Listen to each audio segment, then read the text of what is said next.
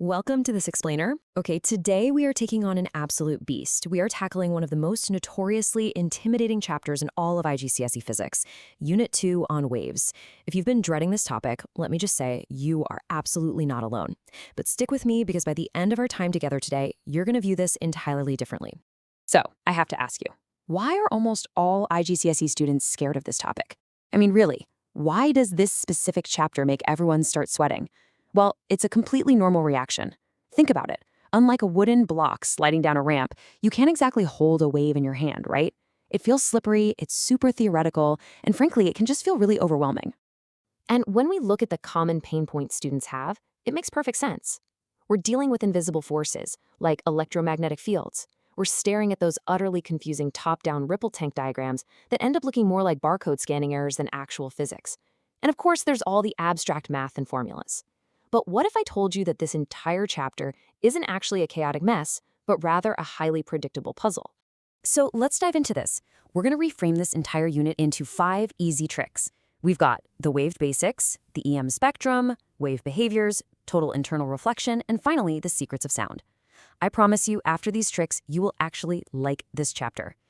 Once you see the underlying matrix of how waves operate, you won't just survive this exam, you're going to crush it.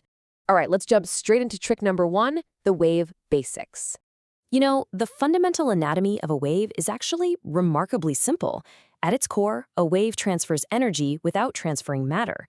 That's the golden rule. And every single wave in the universe falls into just one of 2 categories. First up, we have transverse waves. Just picture yourself holding a slinky and shaking it up and down.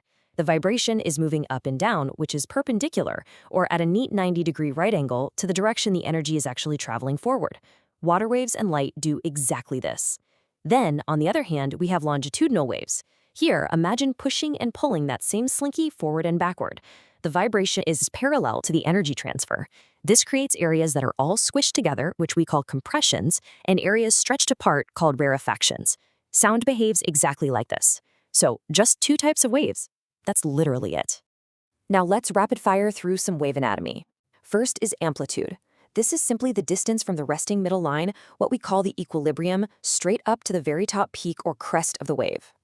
The one thing you need to remember here, bigger amplitude strictly means more energy.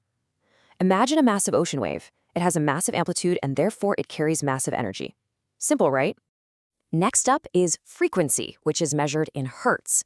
This is literally just how many full waves pass a specific point in 1 single second. So if 10 waves splash against your leg at the beach in exactly 1 second, the frequency is 10 hertz.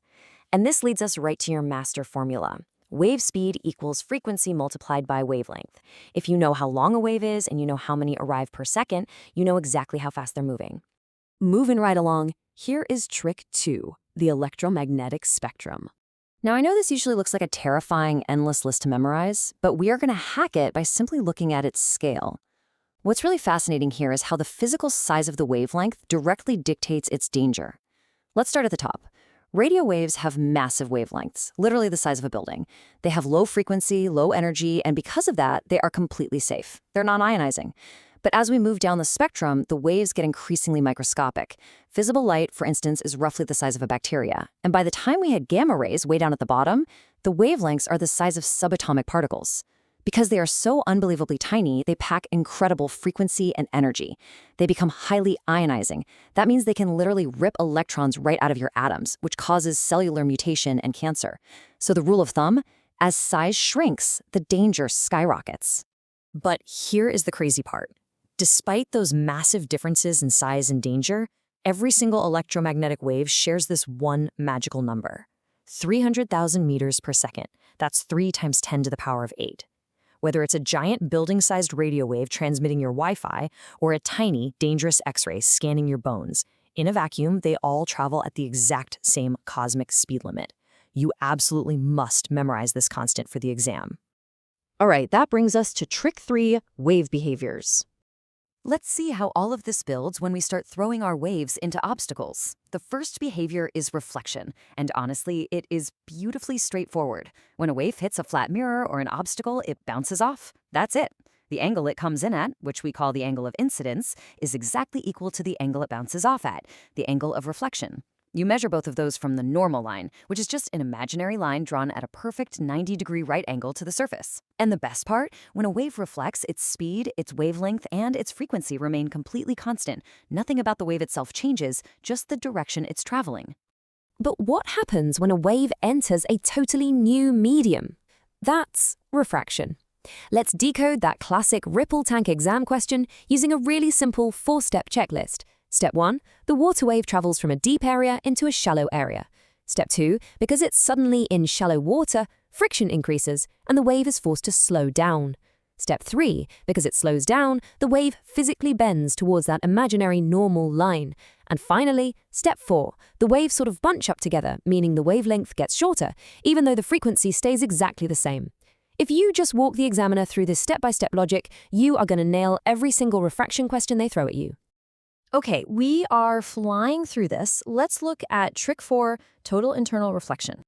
We are going to take one of the most notoriously confusing diagrams in your entire textbook and turn it into a ridiculously easy 2-step cheat code. To trap light entirely inside a material so it bounces around perfectly inside like a mirror without escaping, you only need to meet 2 conditions. First, the light must be trying to escape from a denser medium into a less dense medium. So think of light trying to go from thick glass out into the thin air. Second, the angle at which it hits that boundary must be greater than the material's specific critical angle. If both of those rules are met, boom, the light completely stops refracting outwards and it entirely reflects internally. And of course, here is the math cheat code that goes with it. You're going to see this letter N, which stands for refractive index. Don't let it scare you. It's really just a number without any units that tells you how powerfully a material bends light. Glass bends light way more than water does, so glass has a higher N. To find it, you just divide the sine of your angle of incidence by the sine of your angle of refraction. And what about finding that magic critical angle we just talked about? It's even easier. The sine of the critical angle is simply 1 divided by n. 2 formulas, absolute exam power. Now, why do we even care about this? Because total internal reflection is literally running the modern world right now. Think about it. Those optical fibers carrying the high-speed internet to your phone, that is just light bouncing perfectly down a long glass tube without ever escaping. Submarine periscopes, they use special 45-degree right-angle glass prisms. Since the critical angle of glass is about 42 degrees, when the light hits it at 45 degrees, it undergoes total internal reflection, bending a perfect 90 degrees straight down the periscope. It's just brilliant practical physics.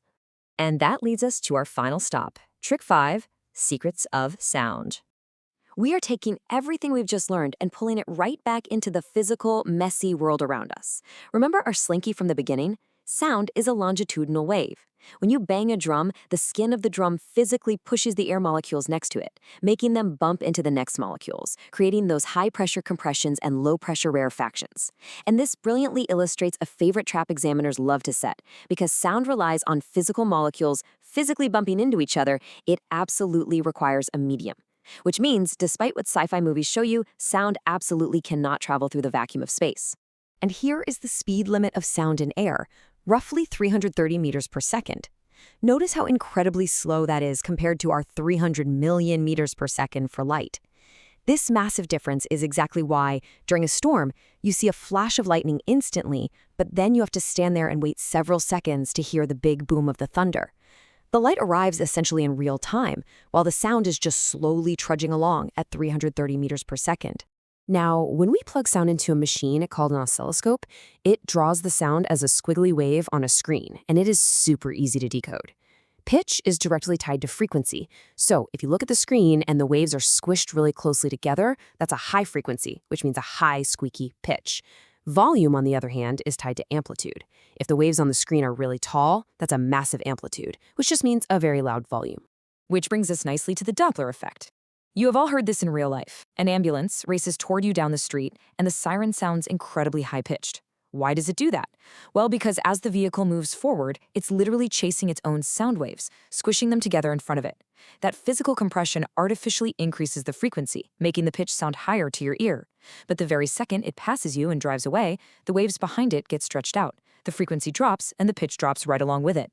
Ni-na! That right there is the Doppler effect in action. I'm going to leave you with one final examiner trap to avoid, and it's all about echoes.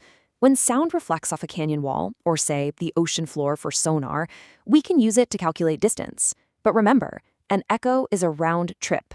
The sound wave has to travel all the way to the wall, and then it has to travel all the way back to your ear to be heard. So, when you use your trusty speed equals distance over time equation, you must remember to double the distance, or you will get the answer entirely wrong on the test. And there you have it. You've officially hacked the waves chapter. From ultrasound imaging in hospitals to radar systems directing airplanes in the sky, you aren't just looking at abstract math anymore. You now have the actual tools to decode the invisible mechanics of the universe. So, my question to you is, how will you use these 5 wave tricks to master your next physics paper and view the world around you a little differently? Keep looking closely, remember these tricks, and happy studying!